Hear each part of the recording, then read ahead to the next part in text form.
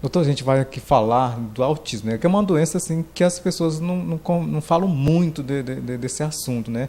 E você tem pacientes que realmente têm esse problema. Sim, o autismo, né? Acho que a gente precisa falar um pouco da doença.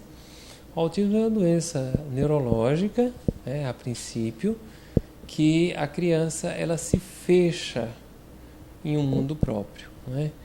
A palavra autismo vem disso. Ela se separa, ela fica out, ela fica fora do contexto que está vivendo. É uma doença que ocorre entre 1 ano e meio e 2 anos de idade.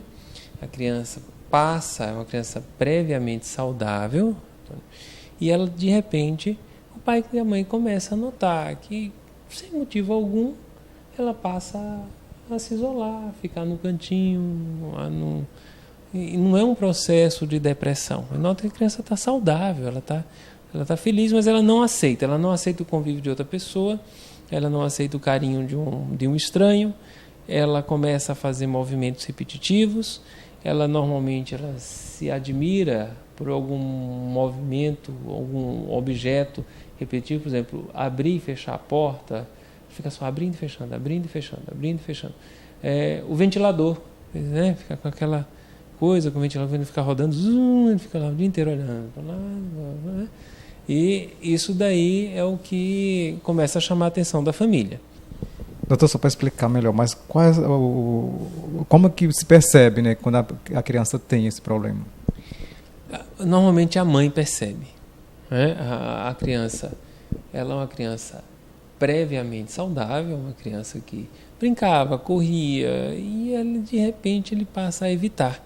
Ele já começava, com 1 ano a criança já fala algumas coisas. Fala papá, mamã, tia, né? Água.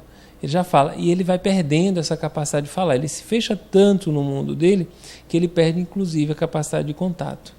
E aí ele começa, alguns têm autoagressão, alguns começam a beliscar, outros começam a ter outros tipos de comportamentos não naturais.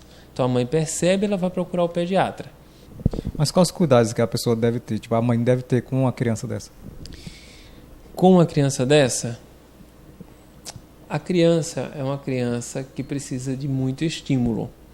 Então ela vai precisar do acompanhamento do psicólogo, do terapeuta ocupacional, ela vai precisar de um acompanhamento nutricional, ela vai precisar de acompanhamento do neurologista, ela vai precisar de acompanhamento do alergista. Então você vê a quantidade de pessoas que trabalham em volta. E hoje em dia a gente realmente precisa de todo esse grupo, e quanto mais pessoas especializadas e com a formação no tratamento e no acompanhamento do autismo, isso é extremamente importante. Como você falou, né, tem que ter um alimento específico para essa criança, no caso. Não só para a criança, como também para o adulto. Olha só, a questão do alimento, a nossa teoria, e que a gente tem trabalhado, e na nova que a gente deve lançar dentro de pouco, é o seguinte, é que este autismo, ele é uma doença alérgica. E uma doença alérgica alimentar, que se mantém causando um distúrbio. Normalmente, esses pacientes eles têm um distúrbio tanto do campo celular quanto do campo humoral, quer dizer, tanto as células da imunidade deles estão alteradas em sua função e em números, e tanto quanto ele tem uma elevação dos anticorpos relacionados à alergia. Doutor, a gente quer agradecer a sua participação aqui no Cidade Alerta, né? E esclarecendo as dúvidas das pessoas que às vezes tem uma criança ou um adulto com esse tipo de doença e às vezes não sabe lidar com essa pessoa. Nós podemos dizer que é uma doença grave e que a gente tem condições de tratar em todos os lugares do Brasil e aqui em Balsas também. Lógico que em outros locais existem pontos de vista diferentes, mas todos são tratados, essas pessoas têm condições de melhorar a qualidade de vida, melhorar o convívio, melhorar a situação familiar, ele estando bem adaptado à sociedade.